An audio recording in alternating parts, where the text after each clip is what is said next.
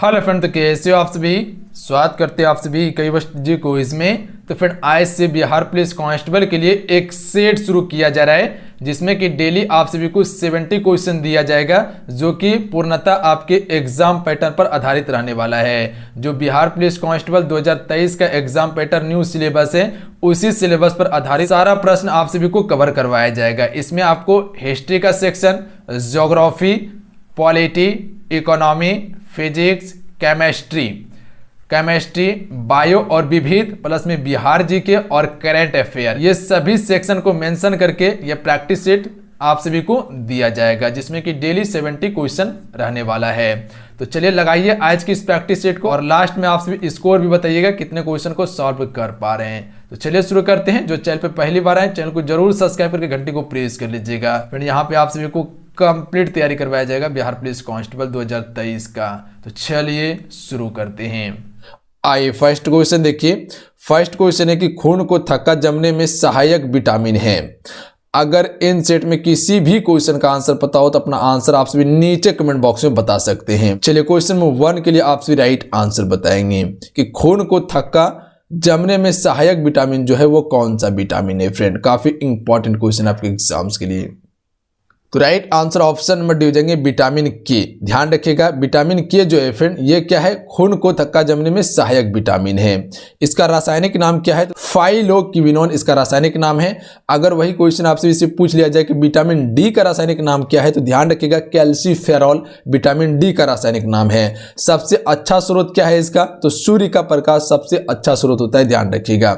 अगर वही क्वेश्चन आपसे इससे पूछ लिया जाए कि विटामिन सी का रासायनिक नाम क्या है, तो ध्यान रखिएगा एस्कॉर्बिक एसिड। क्या, एस्कॉर्बिक एसिड विटामिन सी का रासायनिक नाम है। और सबसे अच्छा स्रोत क्या है, तो आंवला सबसे अच्छा स्रोत है। जो खट्टे पदार्थ होते हैं वो विटामिन सी का सबसे अच्छा स्रोत होते हैं। अगर विटामिन ए के बारे में पूछ लिया जाए तो इसकी कमी से रतौंधी रोग होता है, और सबसे अच्छा स्रोत जो है इसका गाजर है। ध्यान रखिएगा आप सभी, क्या है, गाजर। और इसका रासायनिक नाम क्या है, रेटिनॉल है। तो इतना फैक्ट को आप जरूर याद रखिएगा फ्रेंड। अगला क्वेश्चन है क्वेश्चन नंबर 2, हर्यक वंश का संस्थापक कौन था। फ्रेंड, चलिए क्वेश्चन नंबर 2 के लिए आपसे राइट आंसर बताएंगे। इस क्वेश्चन का राइट आंसर क्या हो जाएगा, हर्यक वंश का संस्थापक जो था वो कौन था। तो आपसे को बताओगे कि हर्यक वंश का संस्थापक था बिंबिसार। ध्यान रखिएगा आप सभी, क्लियर है। चंद्रगुप्त मौर्य ने मौर्य वंश की स्थापना की थी, शिशुनाग ने शिशुनाग वंश की स्थापना की थी, और श्रीगुप्त ने गुप्त वंश की स्थापना की थी। क्लियर है, ध्यान रखिएगा आप सभी। अगला क्वेश्चन देख लीजिए, हेमावती किसकी सहायक नदी है। सबसे पहले यहां पे आप ये समझ लीजिए कि हेमावती जो है ये दक्षिण की ओर प्रभावित होने वाली नदी है, जो कि कावेरी की सहायक नदी है। ध्यान रखिएगा आप सभी। गोदावरी को दक्षिण भारत की सबसे लंबी नदी कहा जाता है। कृष्णा भी दक्षिण भारत की नदी है। ध्यान रखिएगा, ये तीनों नदी जो है कि फ्रेंड बंगाल की खाड़ी में गिरती है, पश्चिम से पूर्व की ओर बहती है। मात्र एक नदी यहाँ पे ऑप्शन में देखिएगा तो नर्मदा पूर्व से पश्चिम की ओर बहती है, जो कि खंबात की खाड़ी यानी कि अरब सागर में गिरती है। ये चीज क्लियर है। यहाँ पे ध्यान रखिएगा आप सभी, नर्मदा जो कि डेल्टा का निर्माण नहीं करती है। बाकी बात ये जितने भी नदी हैं, गंगा हो गया, कावेरी हो गया, गोदावरी हो गया, कृष्णा, ये डेल्टा का निर्माण करती है। ये चीज क्लियर है। ये क्या बनाती है, तो एस्चुरी बनाती है। नर्मदा और ताप्ती एस्चुरी का निर्माण करती है। तो ये 2-3 फैक्ट को आप याद रखिएगा, क्योंकि इससे संबंधित क्वेश्चन पेपर में पूछे जाते हैं। अगला क्वेश्चन देख लीजिए, गुलाम वंश के संस्थापक कौन था। फ्रेंड, चलिए आपसे क्वेश्चन 4 के लिए राइट आंसर बताएंगे कि गुलाम वंश के संस्थापक जो थे वो कौन थे। सबसे पहले यह समझ लीजिए आप सभी कि गुलाम वंश की स्थापना जो कि फ्रेंड 1206 ईस्वी में कुतुबुद्दीन ऐबक के द्वारा किया गया था, और यहीं से दिल्ली सल्तनत की शुरुआत होती है। दिल्ली सल्तनत पे कुल 5 वंशों ने शासन किया था। कौन कौन सा, पहला गुलाम वंश, खिलजी वंश, तुगलक वंश, सैयद वंश और लोहदी वंश। ये कुल 5 वंश थे। उसके बाद मुगल वंश की स्थापना हो गई थी 1526 के बाद में। तो इसका क्या हो जाएंगे right answer, option number C हो जाएंगे, ऐबक ने। ध्यान रखिएगा, कुतुबुद्दीन ऐबक ने गुलाम वंश की स्थापना की थी। यहां से एक क्वेश्चन पूछा जाता है कि कुतुबुद्दीन ऐबक थे कौन, तो ध्यान रखिएगा ये गौरी के गुलाम थे। कौन थे, गौरी के गुलाम थे। और इल्तुतमिश कौन थे, तो ध्यान रखिएगा आप सभी, ये कुतुबुद्दीन ऐबक के गुलाम या दामाद थे, जिसने कुतुब मीनार के निर्माण को पूरा करवाया था।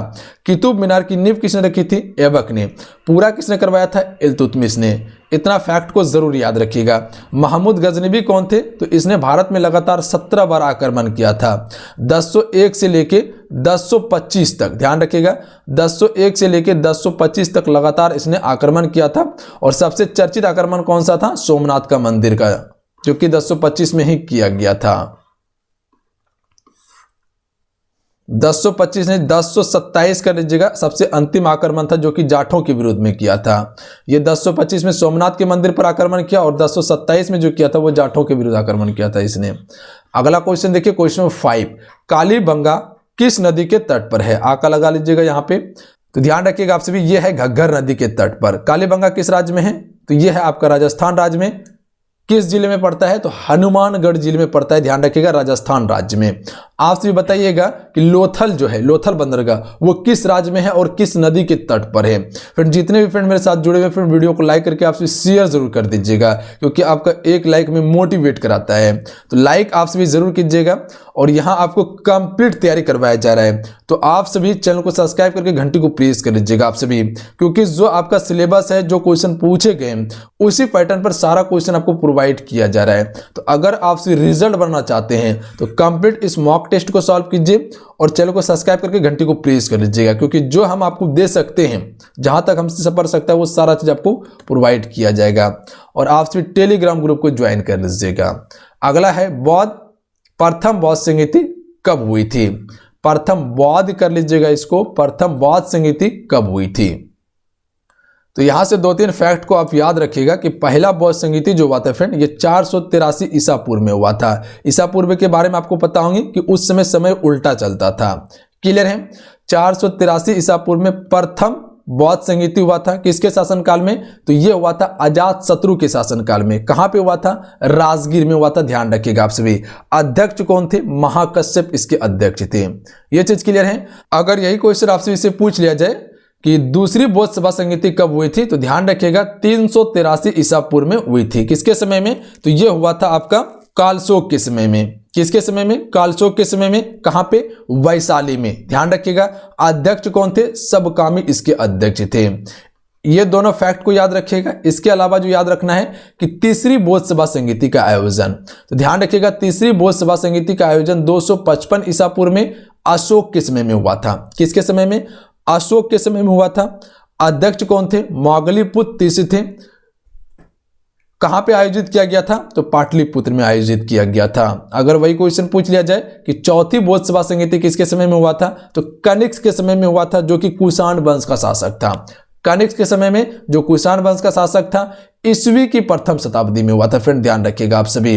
ये पूछा जाएगा कि कहां पर आयोजित किया गया था, तो कुंडलवन में आयोजित किया गया था। कुंडलवन कहां पड़ता है? जम्मू कश्मीर में पड़ता है। अध्यक्ष कौन थे? वसुमित्र और अश्वघोष इसके अध्यक्ष थे। तो ये चारों बौद्ध संहिता को जरूर याद रखिएगा आप सभी। देखिए चौथी बौद्ध सभा संहिता में ही बौद्ध धर्म 2 भाग में विभाजित हो चुके थे, हीनयान धर्म और महायान धर्म में। तो क्वेश्चन पूछा जाता है कि किस बौद्ध सभा संहिता में बौद्ध धर्म 2 भागों में विभाजित हो गए थे, तो ध्यान रखिएगा चौथी बौद्ध सभा संहिता में।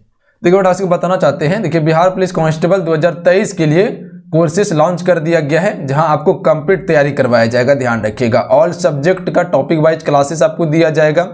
इंपॉर्टेंट पीडीएफ आपको प्रोवाइड कर दिया गया है और पीडीएफ तैयार हो रहा है, यानी कि आपका जो है कि नोट्स तैयार हो रहा है। ऑनलाइन टेस्ट भी दिया गया है। कुछ अभी टेस्ट आपको चैप्टर वाइज प्लस में फुल लेंथ का टेस्ट सीरीज आपको दिया गया है पूरा 100 क्वेश्चन का, और अभी तैयार हो रहा है, वो भी जल्दी आपको मिल जाएगा। ऑल सब्जेक्ट का आपको नोट्स मिल जाएंगे, चाहे वो आपका हिस्ट्री का हो या ज्योग्राफी का हो या पॉलिटी का हो या फिजिक्स या केमिस्ट्री या बायो, ये सारा आपको हैंड राइटिंग नोट्स मिलेंगे। ध्यान रखिएगा आप सभी। उसके बाद ऑल सब्जेक्ट का आपको ई बुक मिल जाएगा। ध्यान रखिएगा, जिसमें कि लमसम 500 करके क्वेश्चन आपको देखने के लिए मिलेगा। सारा एमसीक्यू क्वेश्चन रहेगा, सिलेक्टेड क्वेश्चन, प्लस में सीएसबीसी के द्वारा अभी तक में जितने भी एग्जाम लिया गया है उसका प्रीवियस पेपर भी आपको मिल जाएंगे। ध्यान रखिएगा 2022 तक का, 2022 तक में जो भी बिहार मद्य निषेध का लास्ट एग्जाम हुआ है वो प्रीवियस पेपर आपको देखने के लिए मिल जाएंगे 2010 से लेके 22 तक। वो सारा एप्लीकेशन पे अवेलेबल करवा दिए हैं। ऑल सब्जेक्ट का आपको तैयारी करवाया जाएगा, GK GS, Hindi, math, English, Bihar GK. All subject का बिल्कुल थ्योरी क्लास चलने वाला है वहां पे,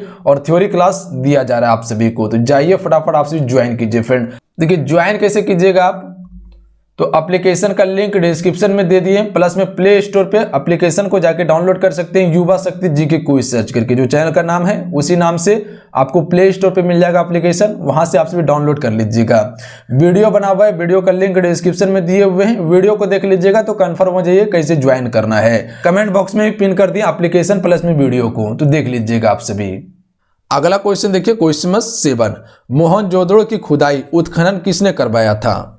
तो सबसे पहले यह समझ लीजिए आप सभी कि मोहनजोदड़ो की खुदाई जो किया गया था यह कब किया गया था? 1922 ईस्वी में किया गया था। किसके द्वारा किया गया था? तो राखाल दास बनर्जी के द्वारा किया गया था, ध्यान रखिएगा। तो यहां आपका ऑप्शन में बी बिल्कुल राइट आंसर हो जाएंगे।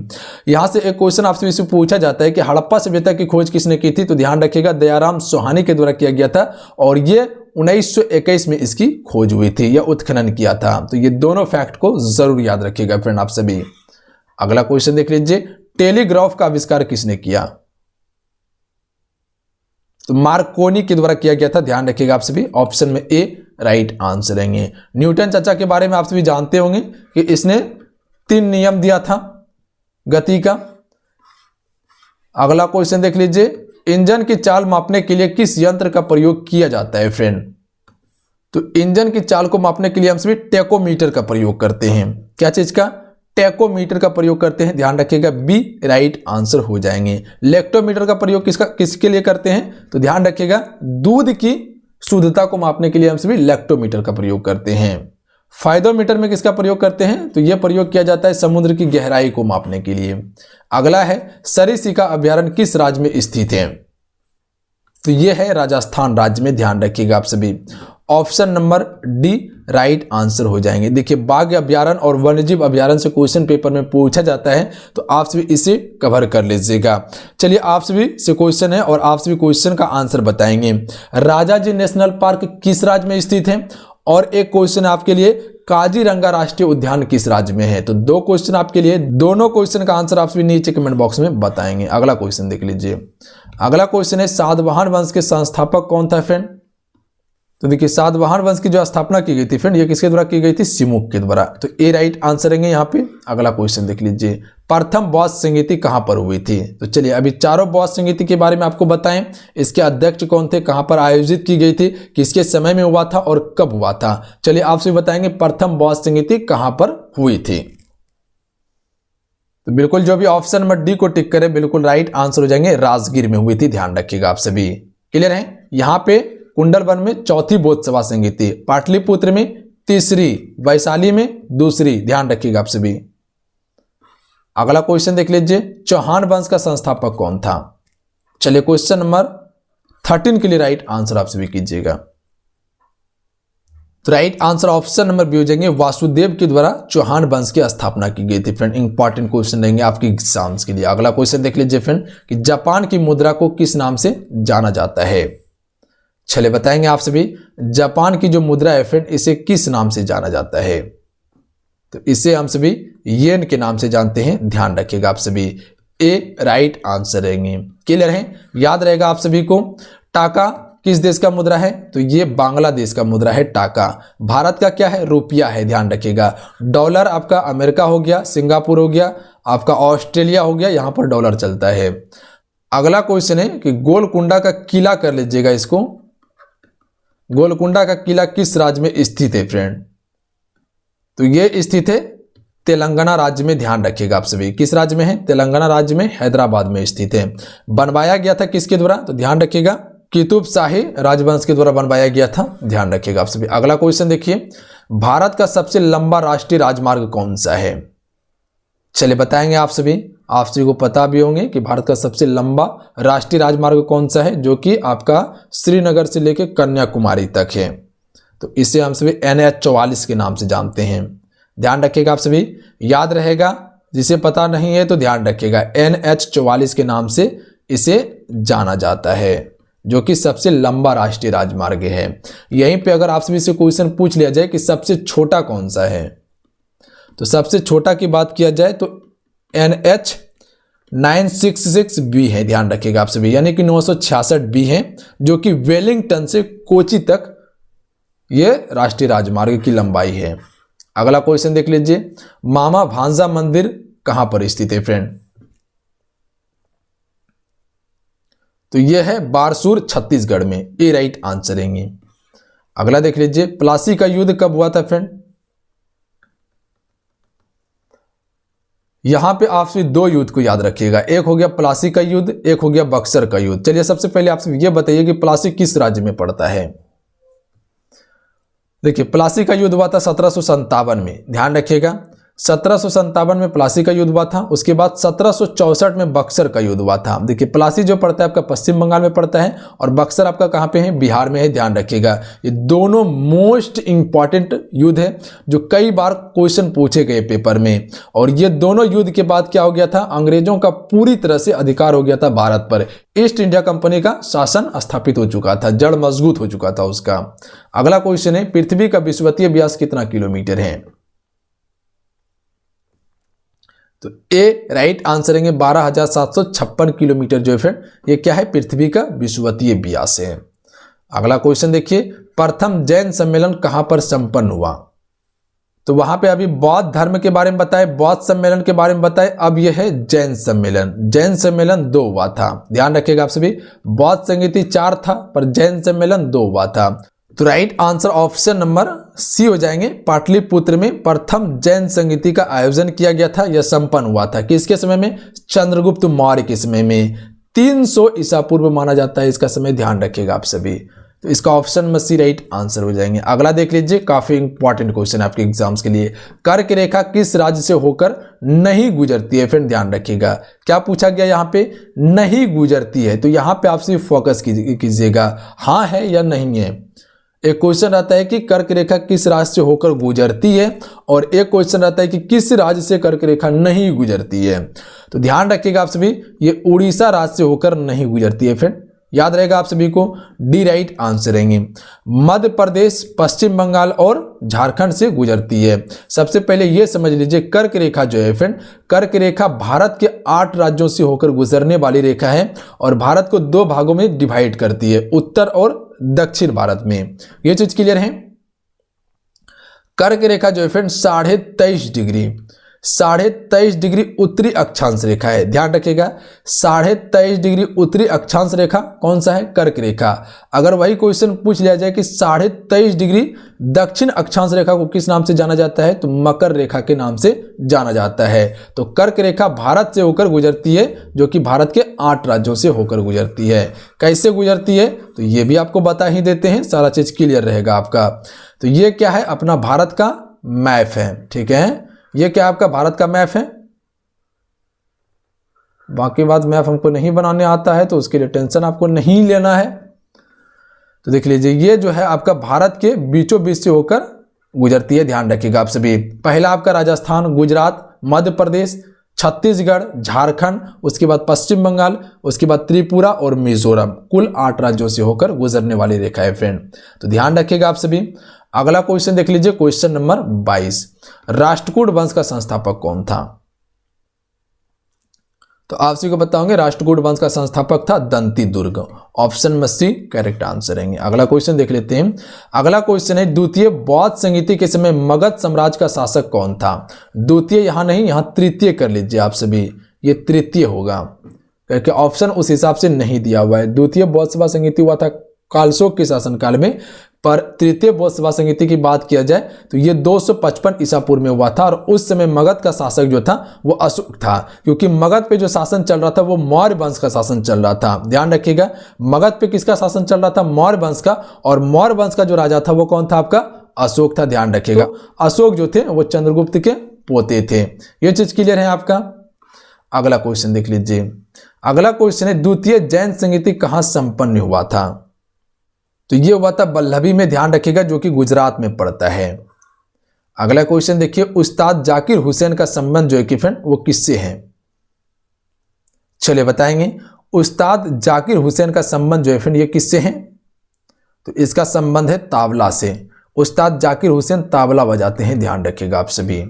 बिस्मिल्लाह खान शहनाई बजाते थे। अगला क्वेश्चन देख लीजिए, चतुर्थ बौद्ध संगीति कहां पर संपन्न हुआ था फ्रेंड?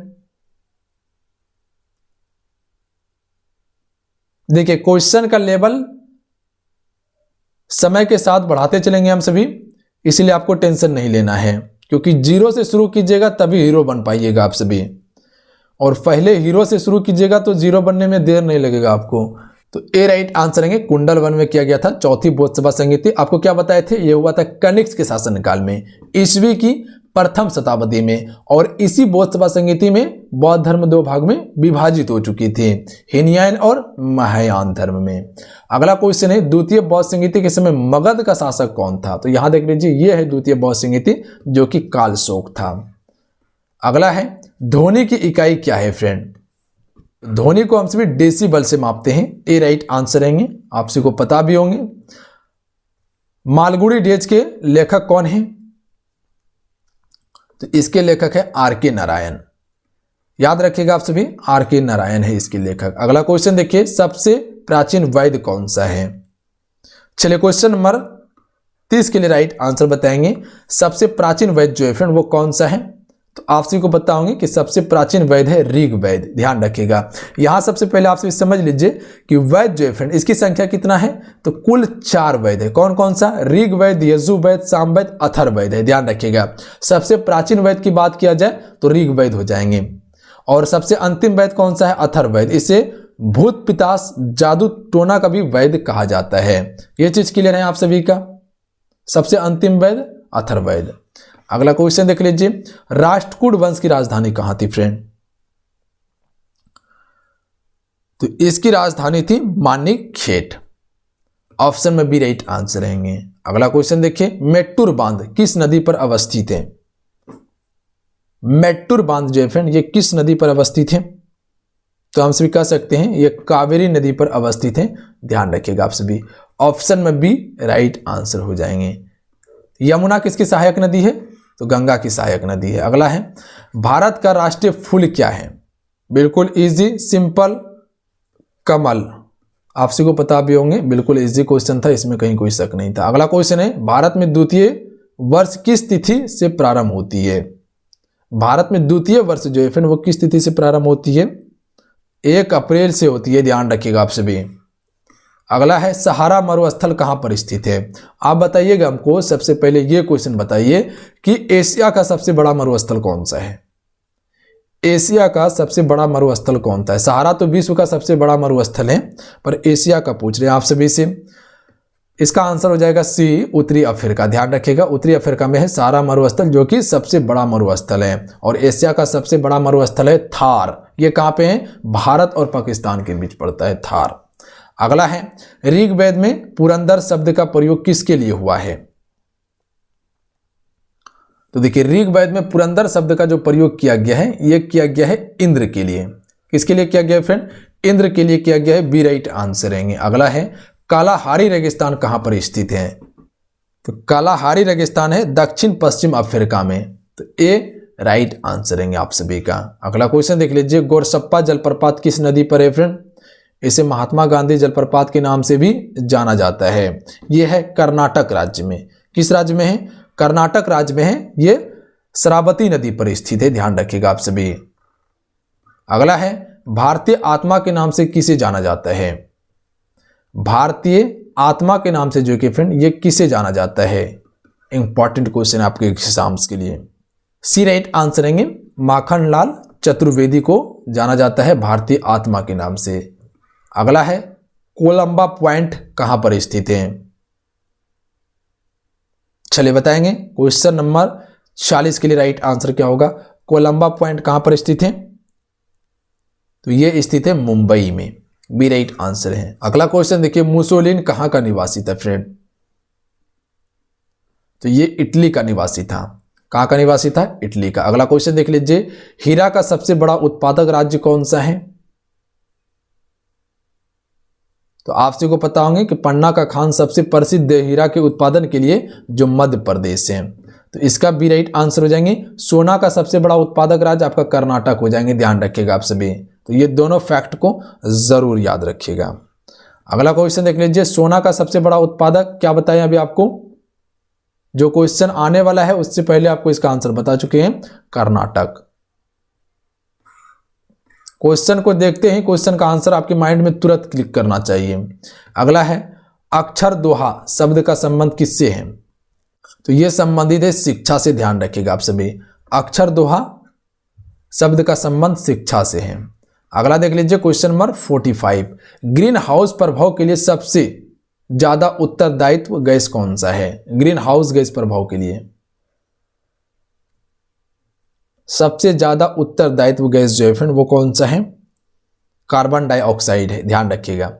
ग्रीन हाउस प्रभाव के लिए सबसे ज्यादा उत्तरदायित्व गैस जो है वो आपका कार्बन डाइऑक्साइड है।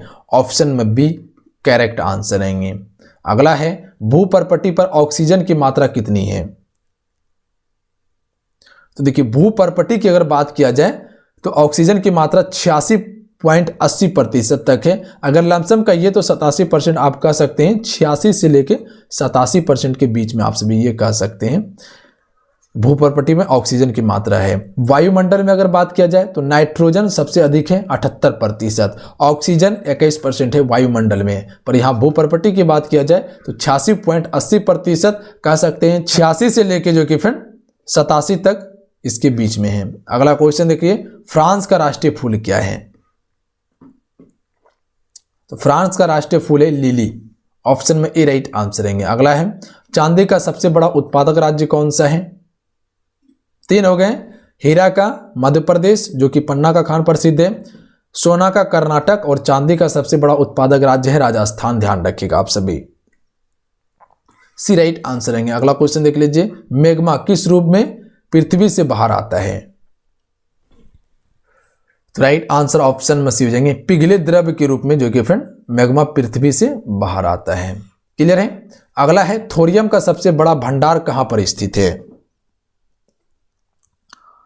केरल में है। थोरियम का सबसे बड़ा भंडार जो है वो केरल राज्य में है। Option number B right answer हो जाएंगे। कोयला का सबसे बड़ा भंडार जो है वो झारखंड में है, तो इसका कोयला का सी हो जाएगा। संगमरमर का सबसे बड़ा उत्पादक राज्य कौन सा है? राजस्थान है। वनों का प्रदेश किसे कहा जाता है? मध्य प्रदेश को वनों का प्रदेश कहा जाता है, एमपी को। ध्यान रखिएगा आप सभी। खान हीरा का जो है वो मध्य प्रदेश में ही है, ध्यान रखिएगा आप सभी। और यहां से एक क्वेश्चन आपसे भी से पूछा जाता है कि सोया प्रदेश किसे कहा जाता है? तो मध्य प्रदेश को ही कहा जाता है, क्योंकि सोयाबीन का सबसे अधिक उत्पादन मध्य प्रदेश ही करता है और दलहन में भी सबसे उत्पादन जो है कि मध्य प्रदेश ही करता है। तो ये फैक्ट को जरूर याद रखिएगा आप सभी। अगला क्वेश्चन करते हैं, रॉलेट एक्ट अधिनियम डैश में पारित किया गया था? तो right answer option number C हो जाएंगे। 1919 में रॉलेट एक्ट अधिनियम पारित किया गया था, तो सी करेक्ट आंसर रहेंगे। अगला क्वेश्चन है क्वेश्चन नंबर 52, थॉमस कप किस खेल से संबंधित हैं? राइट आंसर ऑप्शन में से हो जाएंगे, बैडमिंटन खेल से संबंधित है थॉमस कप। अगला क्वेश्चन कर लेते हैं, नामदफा राष्ट्रीय उद्यान किस राज्य में स्थित है? सी राइट आंसर हो जाएंगे, अरुणाचल प्रदेश राज्य में स्थित है नामदफा राष्ट्रीय उद्यान। अगला क्वेश्चन कर लेते हैं, निम्नलिखित में से कौन सी नदी अपना जल अरब सागर में गिराती है? राइट आंसर ऑप्शन में से हो जाएंगे, ताप्ती नदी अपना जल जो है कि फ्रेंड वो अरब सागर में गिराती है। ताप्ती और नर्मदा, बाकी बात स्वर्णरेखा नदी, गोदावरी और महानदी, ये सभी का जल कहां गिरती है? तो अरब आपका बंगाल की खाड़ी में। अगला क्वेश्चन है क्वेश्चन में 55, भारत में स्थानीय सरकार शुरू में डैश द्वारा स्थापित की गई थी? ए राइट आंसर हो जाएंगे, लॉर्ड रिपन के द्वारा। अगला क्वेश्चन कर लेते हैं, ब्रिटिश संसद द्वारा भारतीय स्वतंत्रता अधिनियम कब पारित किया गया था? सी राइट आंसर रहेंगे, 1947 में पारित किया गया था। अगला क्वेश्चन कर लेते हैं, कौन सी गैस ग्लोब वार्मिंग का कारण बनती है? ए राइट आंसर हो जाएंगे, CO2 यानी कि कार्बन डाइऑक्साइड ग्लोब वार्मिंग का कारण बनती है। सूर्य का जन्म किस आकाशगंगा में हुआ था? राइट आंसर ऑप्शन में भेजेंगे, मिल्की वेब आकाशगंगा में सूर्य का जन्म हुआ था। अगला क्वेश्चन है, बिहार में स्वराज दल की स्थापना किसने की थी? बिहार से संबंधित क्वेश्चन है। ए राइट आंसर हो जाएंगे, श्री कृष्ण सिंह ने स्वराज पार्टी की स्थापना की थी बिहार में। अगला क्वेश्चन कर लेते हैं, बिहार में घाघरा नदी गंगा में किस स्थान पर मिलती है? ए राइट आंसर हो जाएंगे, छपरा में। अगला क्वेश्चन है, निम्नलिखित में से कौन बिहार की उत्तर की ओर बहने वाली नदी है? सी राइट आंसर रहेंगे, सोन नदी। अगला क्वेश्चन है, निम्नलिखित में से कौन सा GI टैग बिहार से संबंधित नहीं है? सी राइट आंसर रहेंगे, नवारा चावल ये बिहार का जीआई टैग नहीं है, ध्यान रखिएगा। जबकि आपका शाही लीची को दिया गया है बिहार में जीआई टैग, कतरनी चावल को दिया गया है और जर्दालू आम को जीआई टैग मिला है, जो कि ये बिहार का सारा है। अगला क्वेश्चन है, निम्न में से किस प्रकार की मिट्टी बिहार के उत्तरी भाग में पाई जाती है? सी राइट आंसर है तराई मिट्टी, जो कि फ्रेंड ये बिहार की उत्तरी भाग में पाई जाती है। अगला क्वेश्चन है, बिहार के निम्नलिखित में से किस जिले में लोटा विद्रोह हुआ था? बी राइट आंसर है मुजफ्फरपुर जिले में। अब आइए करंट अफेयर का क्वेश्चन कर लेते हैं हम सभी।